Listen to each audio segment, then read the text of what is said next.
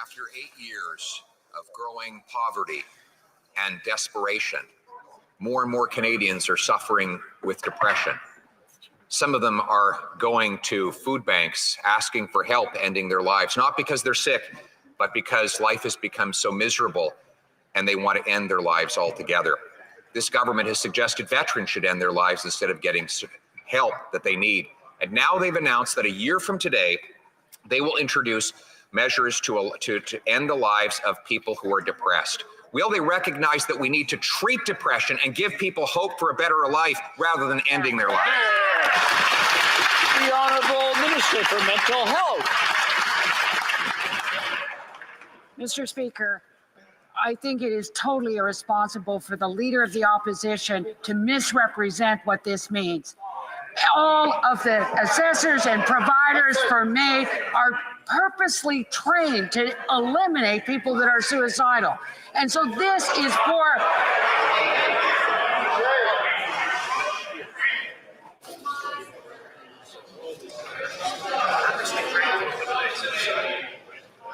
Order.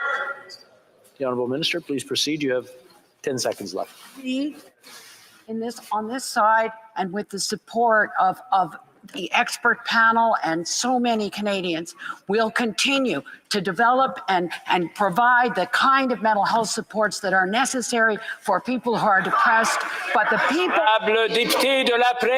The Honourable Member for La Prairie. After 8 years of growing poverty and desperation, more and more Canadians are suffering with depression. Some of them are going to food banks asking for help ending their lives, not because they're sick, but because life has become so miserable and they want to end their lives altogether. This government has suggested veterans should end their lives instead of getting help that they need. And now they've announced that a year from today, they will introduce measures to end the lives of people who are depressed. Will they recognize that we need to treat depression and give people hope for a better life rather than ending their life? The Honourable Minister for Mental Health. Mr. Speaker, I think it is totally irresponsible for the Leader of the Opposition to misrepresent what this means.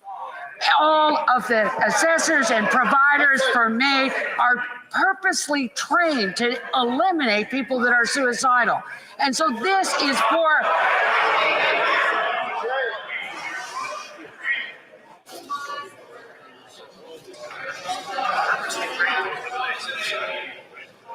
Order.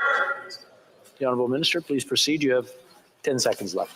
me in this, on this side, and with the support of the expert panel and so many Canadians, will continue to develop and provide the kind of mental health supports that are necessary for people who are depressed. But the people. The Honourable Member for La Prairie.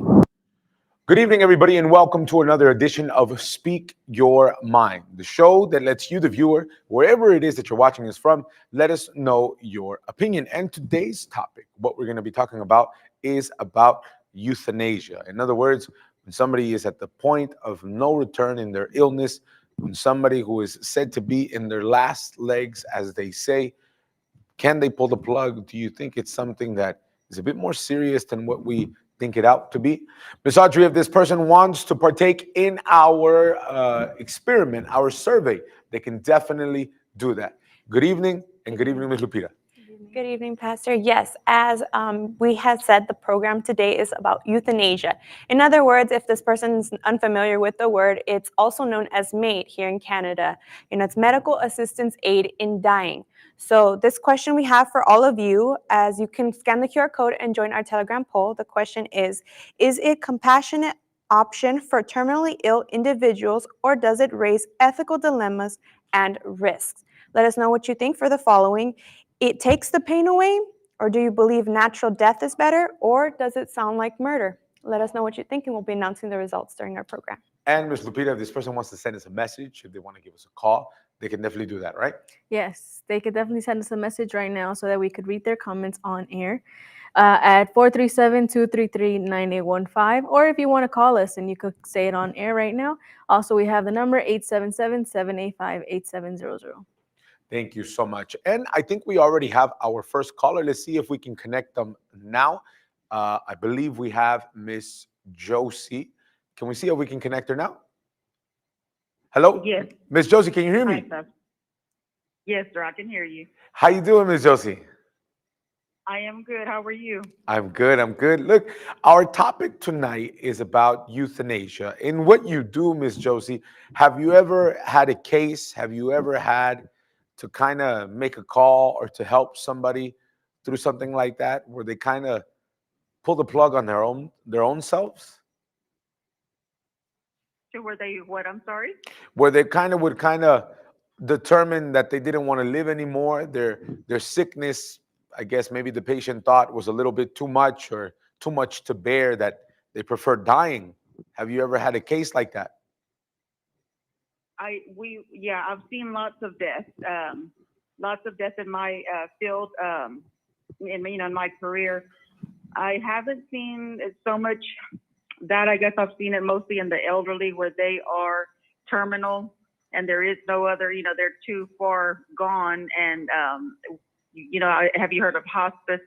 That's been, one of the routes, that we talk to about with family, keep, making the patient comfortable.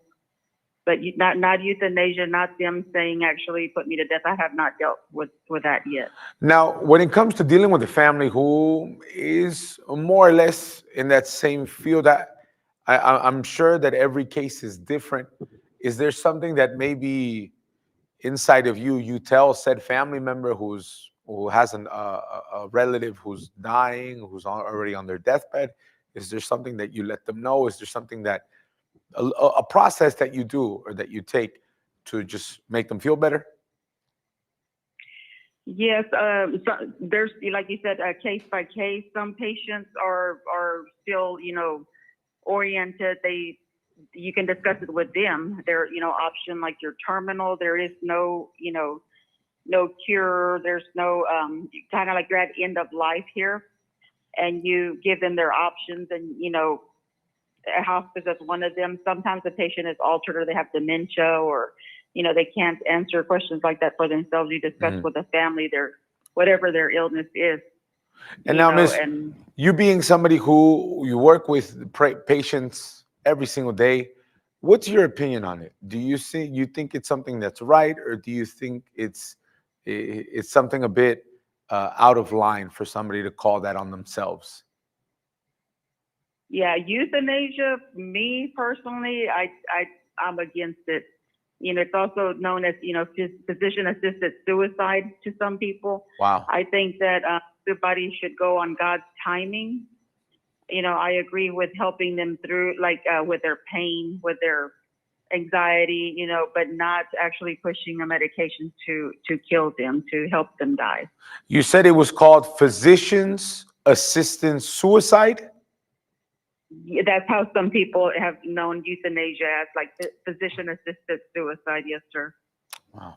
Ms. Josie, thank you so much for speaking your mind, for giving us your insight. Have a good night, okay? Thank you. You too. Take care. You can keep giving us a call right now, 877-785-8700, or even through WhatsApp if you want, 437-233-9815. We're going to be going to our next video now. I want you to pay very close attention, and if you guys want to call, if you guys want to text, you can definitely do so. We'll be right back.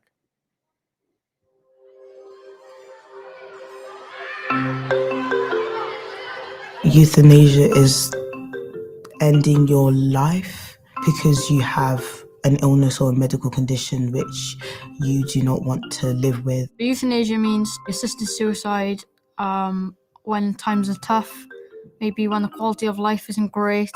I know it's used a lot in vets when an animal is in a lot of pain or simply just won't live for long.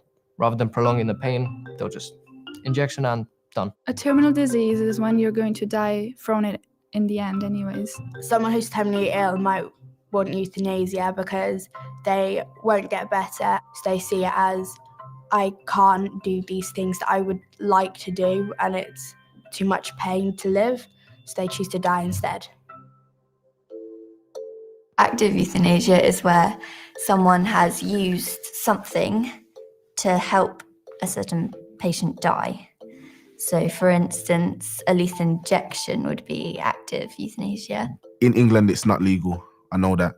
Usually most people go to Switzerland. And then passive is where people are allowed to die. So maybe switching off the life support machine when they're suffering or very ill, they're not going to recover. Voluntary euthanasia is where you know what's going to happen to you and you say that you want this happening. Non-voluntary euthanasia is where another person made the decision for them to die.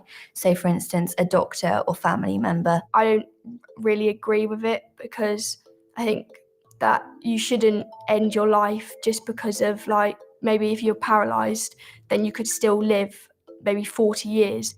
Quality of life is when you have a good life and you feel like you can do the things you want to do and capable of doing those things. If the quality of life isn't good, I'd want them to have a nice ending to life instead of being in pain, suffering. Dying with dignity is like they want to go to euthanasia because they want to die before they get to a stage where they're no longer able to do things themselves and they have to have other people to do it for them. So say if you couldn't even like wash yourself and stuff like that, maybe that's classified as not being dignified. Some people, they can't walk. Some people can't do normal everyday things that people take for granted. If you have your family support and you're not undignified, are you? Because they're just looking out for you and helping you come through like your illness. I think euthanasia should be allowed because it's their life, so they should be able to choose when they die. I think that you're kind of wasting your life just because you want to end it because it's too hard. But I think there's a lot of things that that could help that. There's like groups that you go to. I think that going to euthanasia is kind of just taking the easy option. I believe in the sanctity of life. Sanctity of life is like how some Christians and Muslims believe God gave you that life and only He has the right to take it away. I think God gave us life and we are not the ones that should be taking away our own lives. In the Quran it says that you shouldn't, only God has a decision to take a life and I'm not God. This is where I will say I'm not a true Buddhist because when it comes to my religion, killing is very bad, and especially when you kill yourself, that is the worst thing you could possibly do. But personally, I believe it is your choice. I think that people should let God decide when they die. He created us. That means he's gonna decide when he ends our life. Because if you've been good all your life, Christians believe that you'll go to heaven. But if you decide to commit suicide or get assisted suicide, you're gonna go to hell. Euthanasia shouldn't be allowed because I'm a religious man. In the law of God, like, you are still taking your own life, so it's classed as murder. So if you was to commit euthanasia, you wouldn't really have much to look forward to because that's probably the biggest sin. Well, it's not full out murder because they want to die and they're not living the life that they want to live. If a cure was found after a person had had euthanasia, it wouldn't be so great because the family would be in more grief. They'd be thinking that the person would still be there with them when they've wasted their life. So that wouldn't be great, in my opinion. That would be one of the negatives to euthanasia.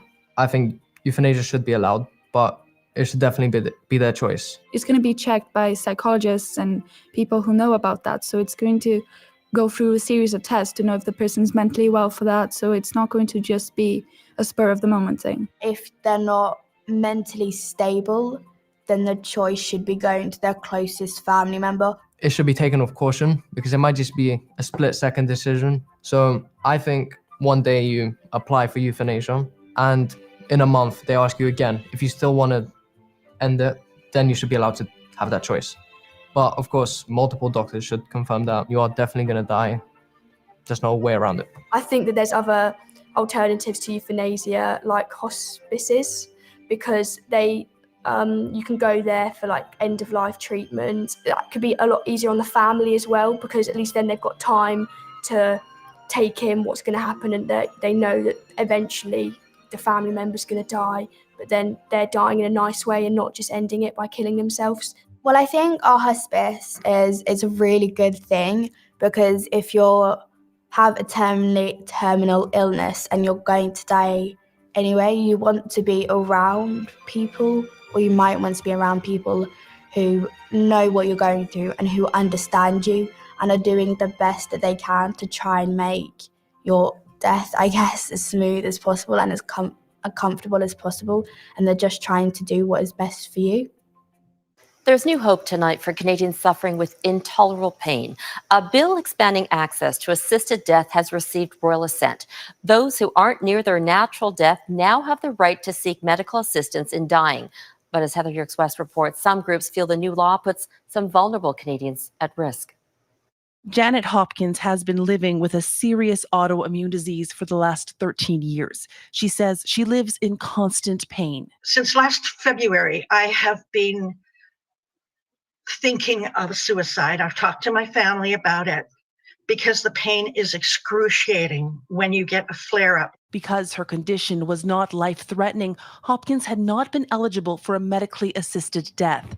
But with the passing of Bill C-7 on Wednesday, that all changed. I started to cry because I've wanted this for so long. Under the new law, intolerably suffering Canadians who aren't near death become immediately eligible. It also removes a requirement that patients be able to give final consent at the time of their death. And that's wonderful, because what's happened in the past is many people have had to opt to take their death early in order to avoid that situation because they were at such fear and risk of losing capacity.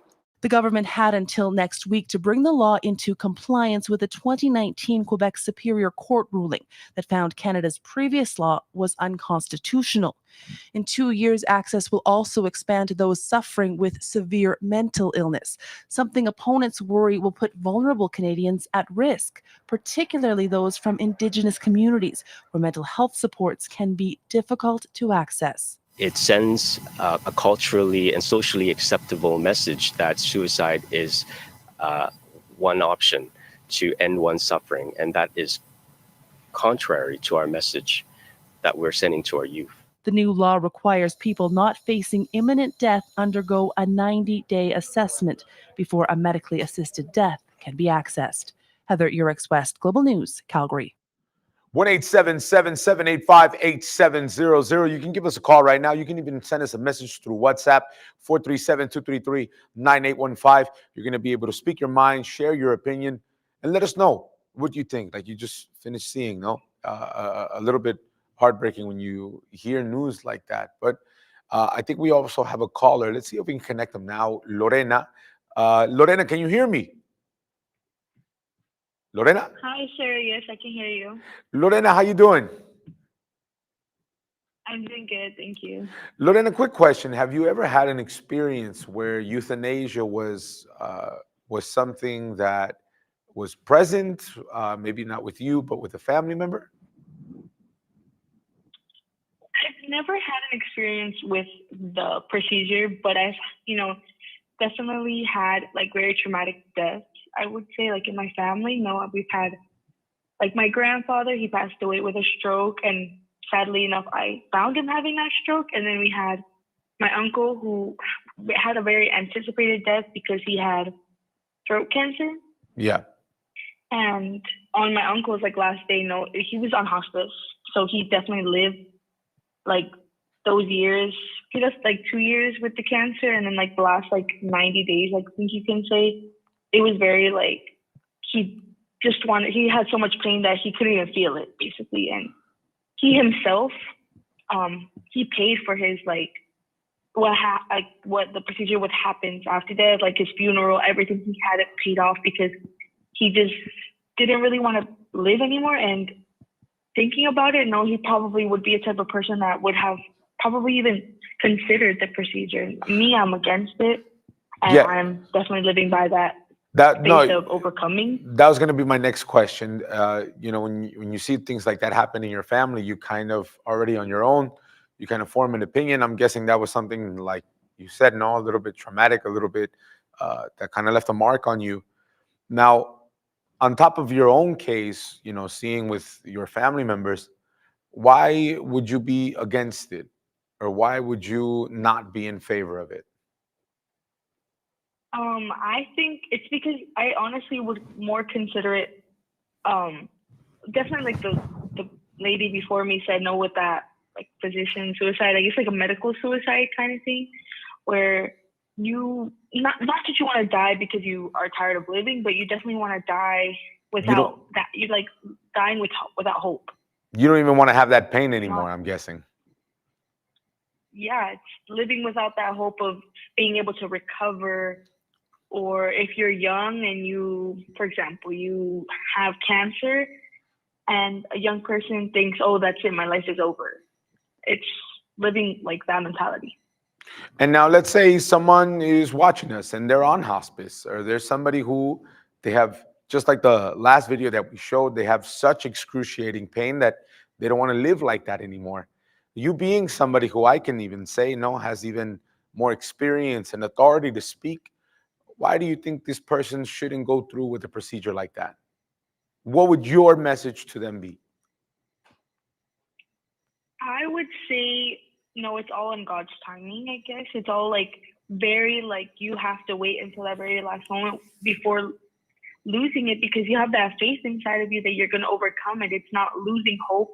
It's maintaining. We saw it in COVID-19 where at peak, that's when most people were dying because they were stressed about what they were living. And now that it's barely around, you don't see anybody dying from it because they don't have that mentality, I'm going to die, I'm going to die. Of course. So you think one can be accompanied and not just motivated, but can even change the idea that there's no hope, because there is.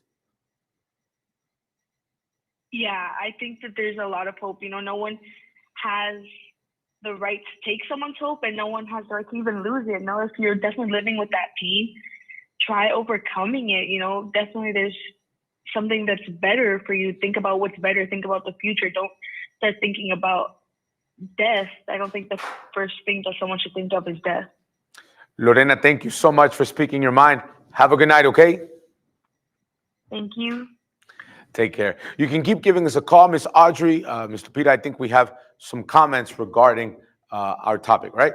Yes, Pastor, we have Teresa that sent us a message that said like this: being a Canadian, I've heard a lot about this debate.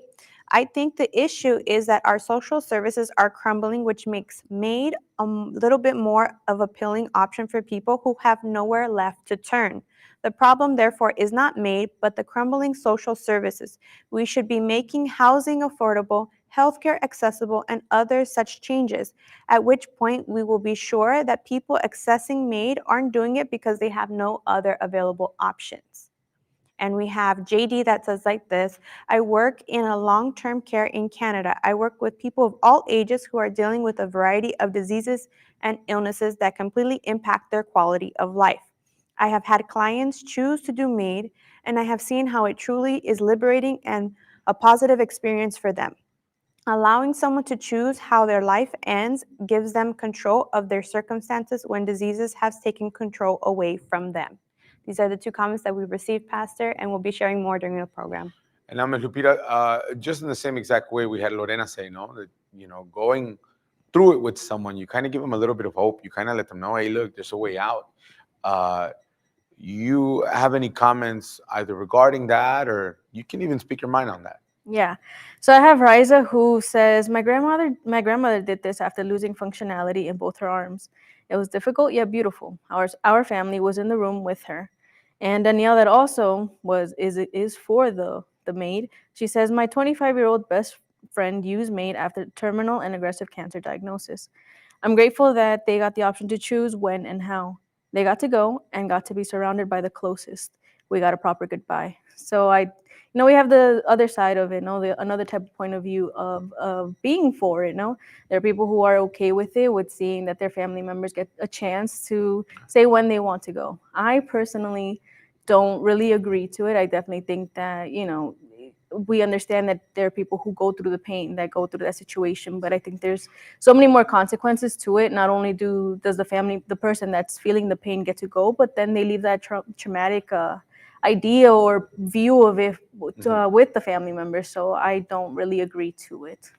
Well, thank you so much. We're gonna go and check now what the streets of Toronto had to say. You can keep giving us a call, 1-877-785-8700, or you can even send us a message through WhatsApp, 437-233-9815. We were here in the cold streets of Toronto, and we asked everybody what they thought about our topic.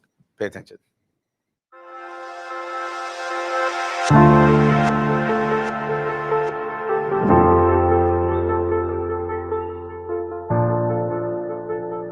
What do you think about MAID, medical aid assistant in dying? I think it's great.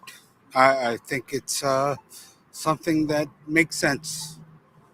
To suffer doesn't make sense at all. I would rather just wait for my time from God, as in for me to go when it's time, irrespective of whether there is too much pain, there is a medication that cure me or not. I would rather just wait my time out. I won't want that option of maybe failing the organs and then removing life support system. I would rather just wait it out and let my time come. Thing about taking people's life, and I don't think they should, because even though you're sick and you're really, really sick, okay, they would give you now the option to say, yes, take my life. But sometimes the person is not thinking right because they are very sick. And, so I think it's a bad law. It depends on the person that is in that situation, right? I mean, if they're not able to think like what they want for their own life or their death, it's not decision of any other person, right? So that's my only thought. Like, if I am deciding for myself what I want to do with my life, that's okay, but not other people deciding for me, right? Because that's why we're human beings, right? What do you think could be ethical dilemmas with people deciding whether or not they should go forward with it or not? Ethical, I think other people have issues with it. I think the people that are suffering, I'm sure they wouldn't have issues in having it done, but others, like for religious reasons, probably would have some issues with it. Everybody is actually entitled to their opinion, and I will surely respect if they opt for that, because it's actually not easy seeing a family member going through pains, having nothing to help out with, and it's their opinion, and it's something that I will respect that if they want it.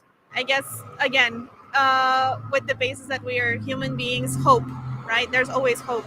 So I would say yes, go with it. Like, do everything that is in your hands to help the people. How do you think the legalization of this in Canada impacted discussion of ending life and medical ethics? How do I think it? I think it would be a great thing if it was legal. Definitely. It actually became legal in Oh. 2016. See, that I don't even know, but I'm Yeah. sure there's still a lot of religious opposition to it, but suffering. I think, as somebody who survived cancer, I'll tell you, those that have had cancer and have had, put in these places where they spend the rest of their life, doesn't make sense to me. Go in dignity. I would deny. I wouldn't pass that law, or how you might call it, on anyone, especially a relative of mine. No. I think God given life, He's supposed to take it.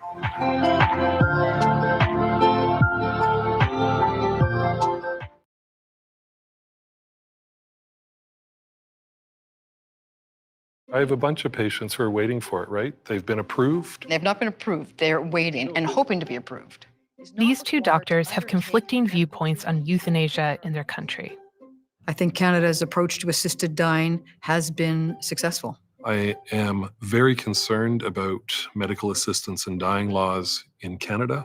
Euthanasia became legal in Canada in 2016. They call it medical assistance in dying, or MAID for short.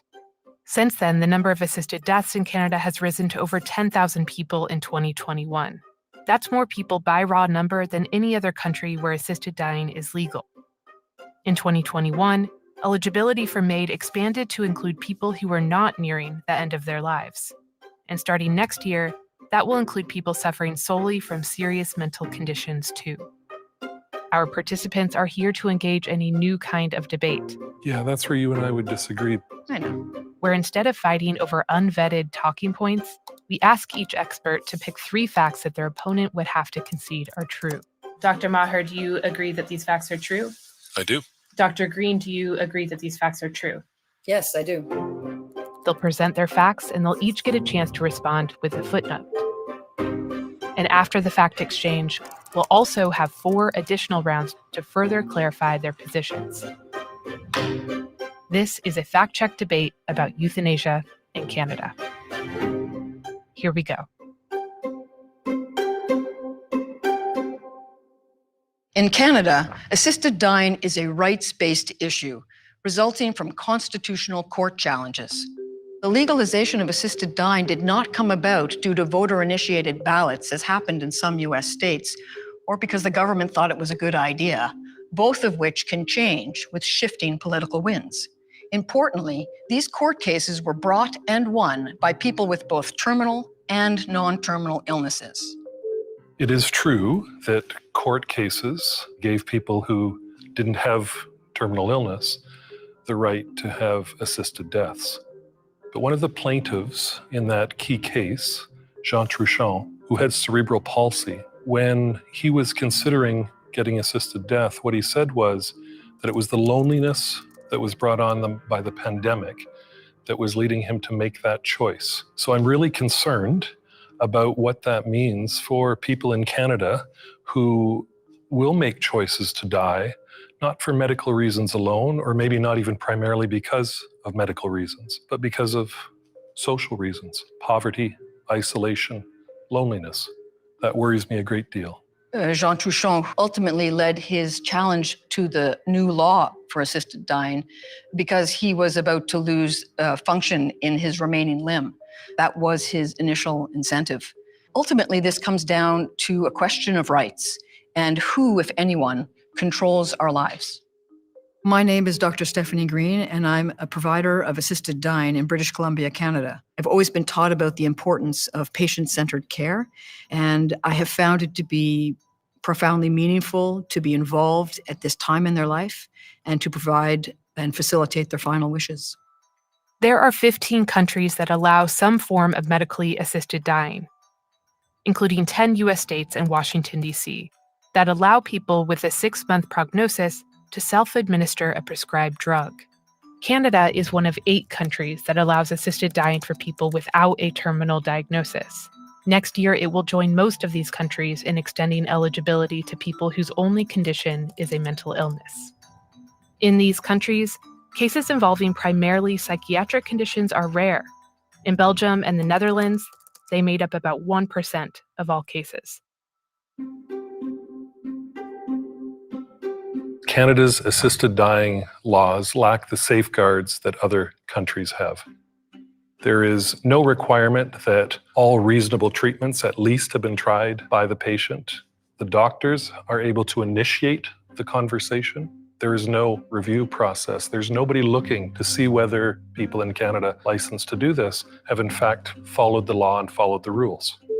Canada rejected paternalism in medicine quite a few decades ago. The Supreme Court decision states that a patient is not required to undertake medical treatments that are unacceptable to the individual. We have long accepted that patients can refuse medical treatment even if the result of that refusal is death. There's actually a very rigorous process in place for this assisted dying model.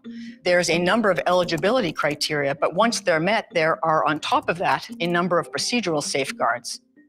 Of course, we're in complete agreement that paternalism is not a good thing, and every Canadian is free to make their own choices. But when we're talking about assisted death, we're talking about choices made at a point in time when a person is profoundly vulnerable. My name is John Maher. I'm a psychiatrist with a community mental health team in Ontario, Canada. My goal is to help my patients live their lives the way they want and to do all we can to ensure that mental illness and all that follows from that doesn't keep them from living full, rich lives. Now, I wanted to ask you about a fantastic piece you wrote, a brave piece about Canada's euthanasia laws. These assisted dying laws are supposed to be all about compassion. Tell me why you say it's a horror story in Canada.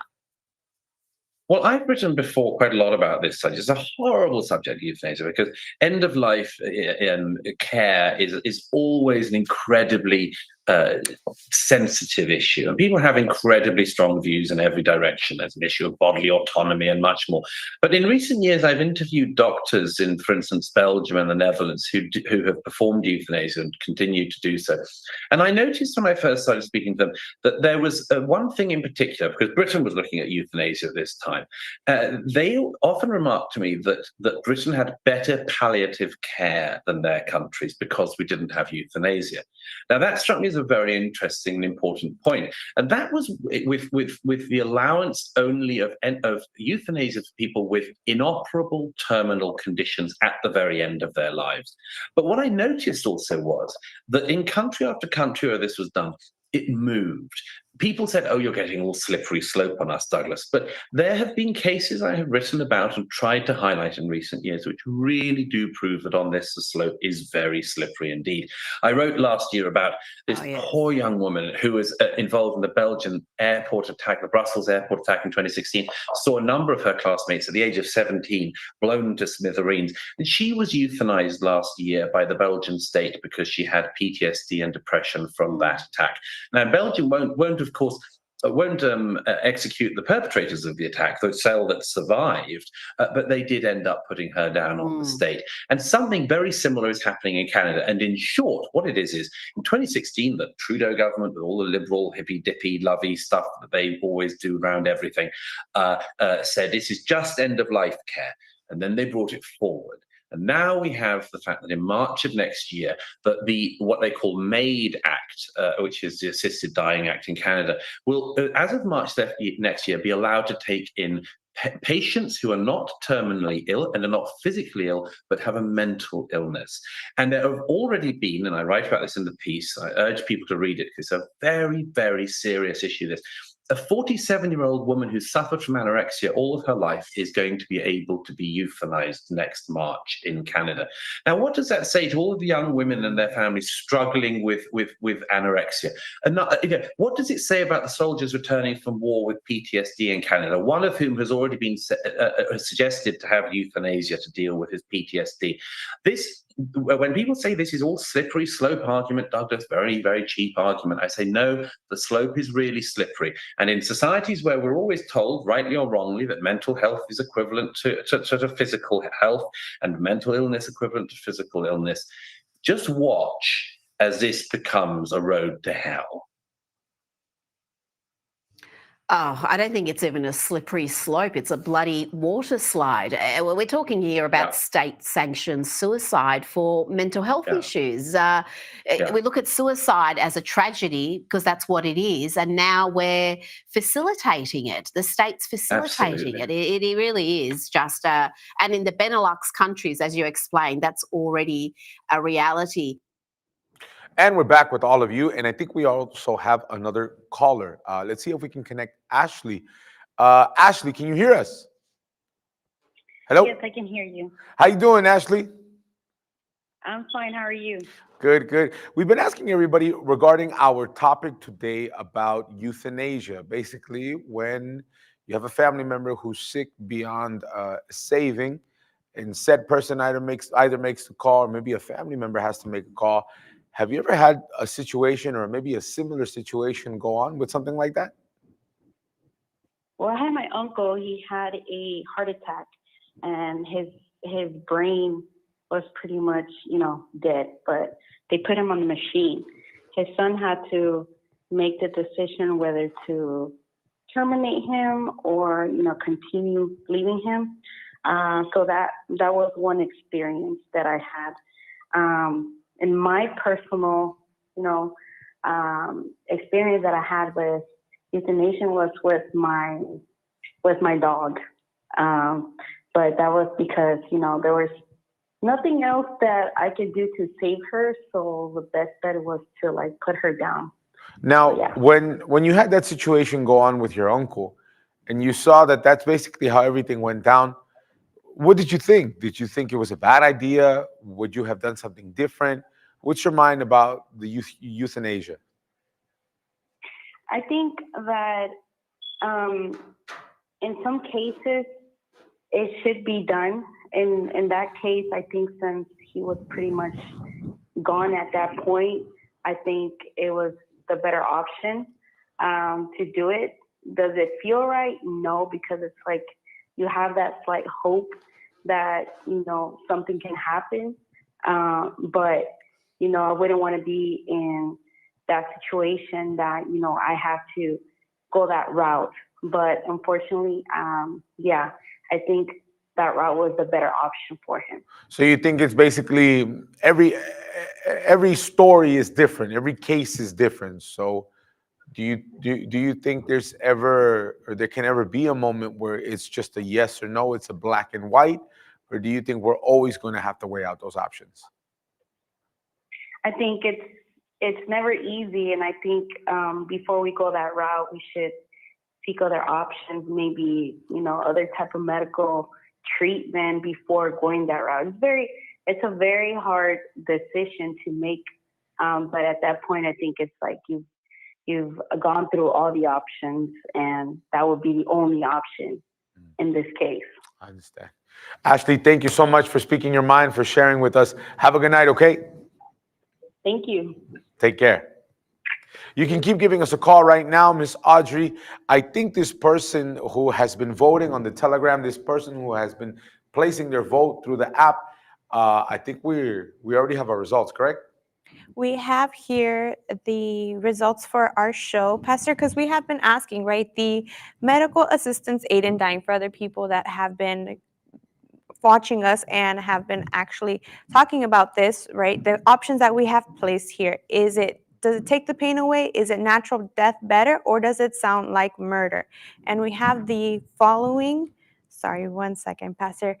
We are concluding the poll. And it's 22% that says it takes the pain away, another 32% that say it sounds like murder, and we have 46% that say natural death is better. Natural death is better. Ms. Lupita, do we have any comments? Yes. So according to what Ashley said, no, with euthanizing her own dog, we have this comment that goes from Fanny.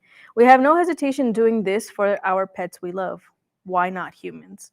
And we have Eric that says, sick and insane are the people that pass this law. They are criminals, and this should be crime against humanity. So we have those comments for tonight. Thank you so much. I wanted to share with you guys who are watching us now. Maybe you're someone who is sick. Maybe right now you have gone to the hospital, you've gone to the doctor, you've done everything you needed to do. You've been somebody who has even said, look, I'm just hoping on a prayer. But the Word of God shows us already what Jesus was able to do for you. You who are sick, you who are probably right now at the worst of the worst, you who right now are going through the most difficult time. Maybe today you were diagnosed with an incurable disease. Today you just got out of the hospital, or maybe today you just went to the hospital. But I promise you there's a way out. In the book of Isaiah 53, verse 4, it goes, but he was wounded for our transgressions. He was bruised for our iniquities. Then it says, by his stripes we are healed. So the Word of God is what allows us to understand that to our solution or to our problem, there's a solution. And that's what I want to share with you, that there is a way out. As a matter of fact, what I want to do with you now, I want to make a prayer. I want to pray for you who are watching us. Do you want a way out? Do you want to stop suffering? Then I want to pray for you right now. So how about this? I'm going to extend my hand to the camera, and I just want you to hear every word I'm saying. And if you have faith, no matter how big, no matter how small, believe that God is working right now. Okay? My God, in the name of the Lord Jesus Christ, I determine now the healing in the life of this person who watches us. My Lord, I don't know what they're going through. I don't know what sickness it is, whether it's arthritis, whether it's ammonia, whether it's high blood pressure, diabetes, pain, anything. I determine their healing right now. You who listen to us, be healed from the top of your head to the sole of your feet. What has been giving you pain, what has been working against you, Jesus right now, he enters inside and he heals you. He enters right now and he frees you. He delivers you. He sets you free. My God, your word says that by your stripes we are healed. I determine, my God, in these next couple of days, this person is going to notice the difference. In Jesus' name, and if you believe, say amen. Amen. God is working right now. God is working inside of your body in this moment. But take a step further. Be with us this Sunday at 10 o'clock in the morning in our gathering of faith and miracles. We're located here in Toronto, 2420 Dufferin Street. We're right there on the corner of Bowie Avenue, about a block and a half from Eglinton Avenue. You can take the 929 bus, the 29 bus. You're going to end up right in front of our building. Do you want to stop suffering? I promise, no matter how much pain you feel right now, physically, spiritually, miracles don't fall from the sky. Don't wait for your miracle. Provoke your miracle. This Sunday, 10 o'clock in the morning. And just so that you can see how God has been working, I want to show you Virginia's story. Somebody who was depressed, somebody who didn't know where to go, somebody who found the power of God and now lives a whole new story. Pay attention. God bless. See you soon.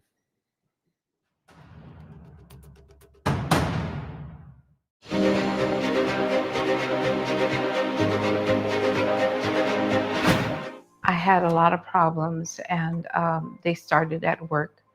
Things started to get overwhelming, and I had to leave that job, and that was the only source of my income. And when I left the job, I thought things were going to be better. I was going to find a new job, but it was hard to find a new job.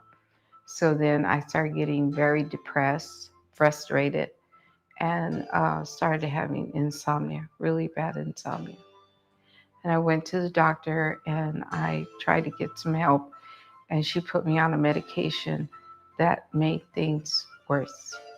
I had suicidal and homicidal ideations. I went back to the doctor and told her that I couldn't function with this medication. All I would do was cry. And I was walking around like a zombie.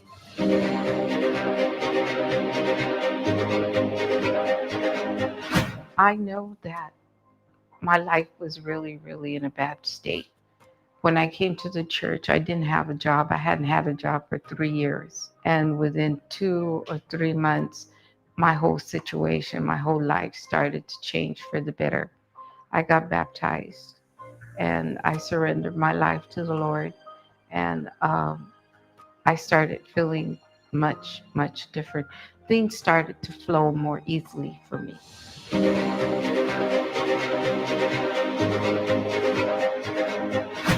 My life started changing almost immediately. I just felt different as a different person. And little by little, the depression left, the insomnia left. I also had physical ailments. They left.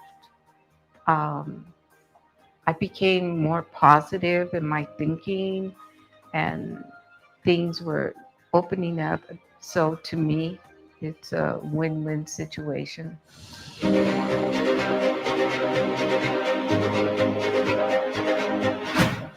Today, I can truly say that I'm very, very happy. I wake up with a smile on my face. I get a complete 8-hour sleep at night. If I stay up, it's because I choose to see a late movie or something, but not because I have insomnia or depression anymore. And there's a sense of peace, joy, and happiness in my life that wasn't there before.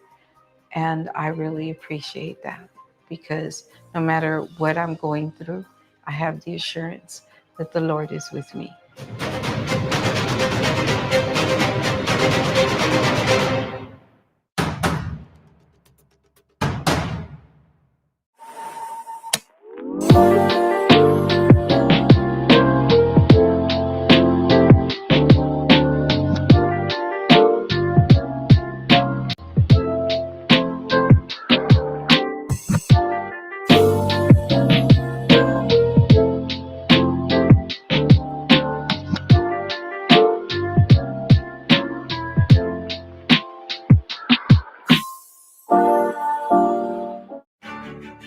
Join thousands of people every Sunday at 10 a.m.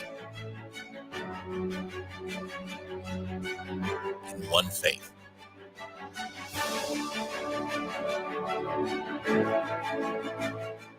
Based on this word, again, I say to you that if two of you agree on earth concerning anything that they ask, it will be done for them by my Father in heaven. Matthew 18:19.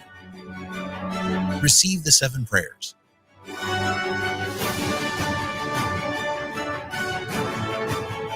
I don't know how long I had that disease, but the way I found out is I had went to the doctor to have my annual physical. So they called me about the results and told me to get to the hospital because my sugar was so high that was threatening a stroke. So I participated in drinking the blessed water.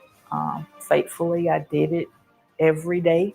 I just continued in my faith and coming to the church and fighting against it. Deliverance. I was a victim of witchcraft.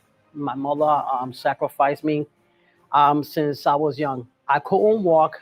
I was paralyzed for a long time. I don't remember half of my life. I remember being in the hospital. It was King County Hospital. I remember that I had to learn how to walk. I had to learn how to write. I saw demons. People think that evil's not real. It is real. I went to a lot of churches, like 23 Christian church. And I never felt like I felt when I came to the Universal Church. But when I came to this ministry, from the very first time that I stepped through that door, I knew there was hope in this church. Prosperity.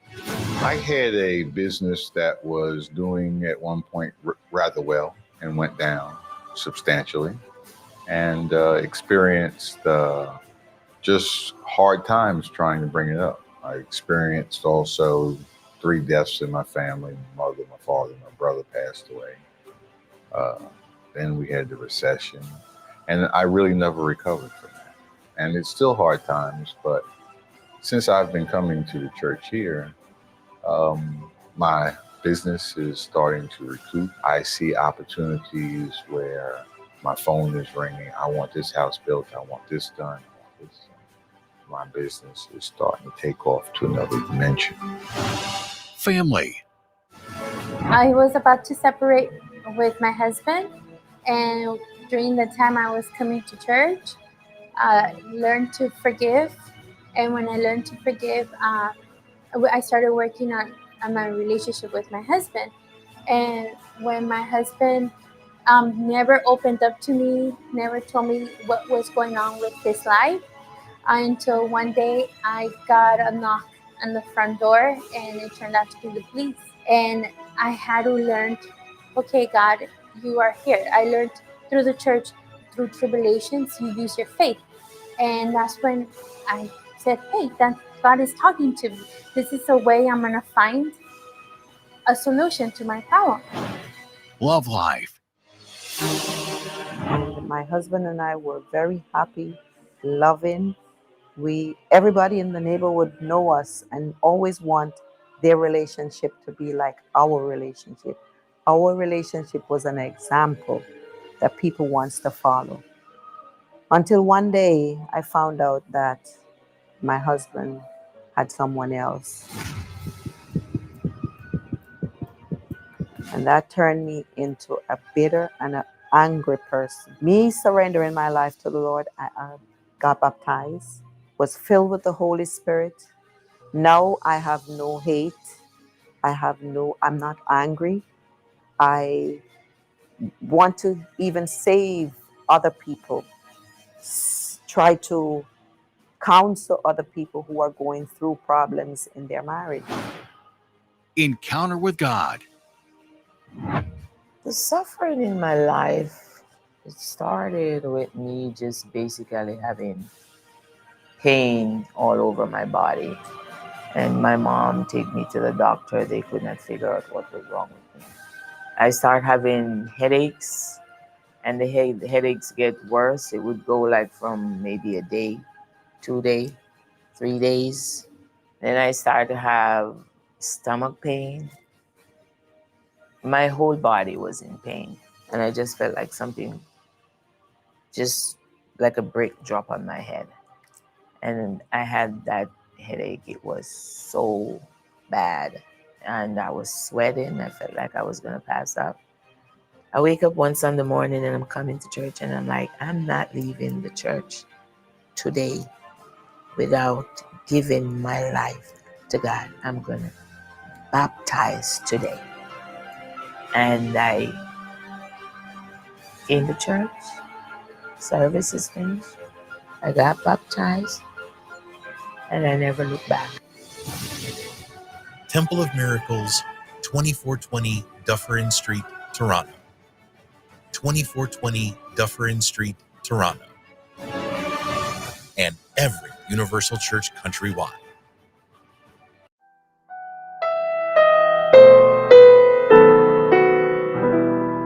Lift up my eyes to the hills. From where does my help come? My help comes from my Lord, who made heaven and earth. He won't let my foot be moved. He who keeps me is the Lord, the one who keeps Israel. Will neither slumber nor sleep.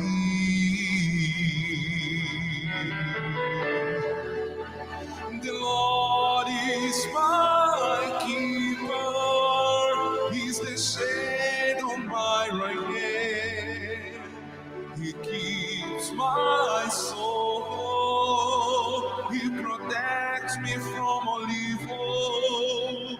He keeps my going out and my coming in. From now on and forever,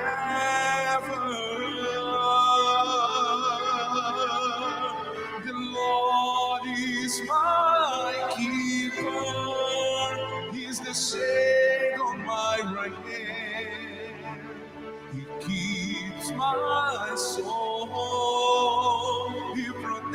protects me from all evil. He keeps my going out and my coming in, from now on and forever. I lift up my eyes to the hills. From where does my help comes? My help comes from my Lord, who made heaven and earth. He won't let my foot be moved. He who keeps me is the Lord. The one who keeps Israel.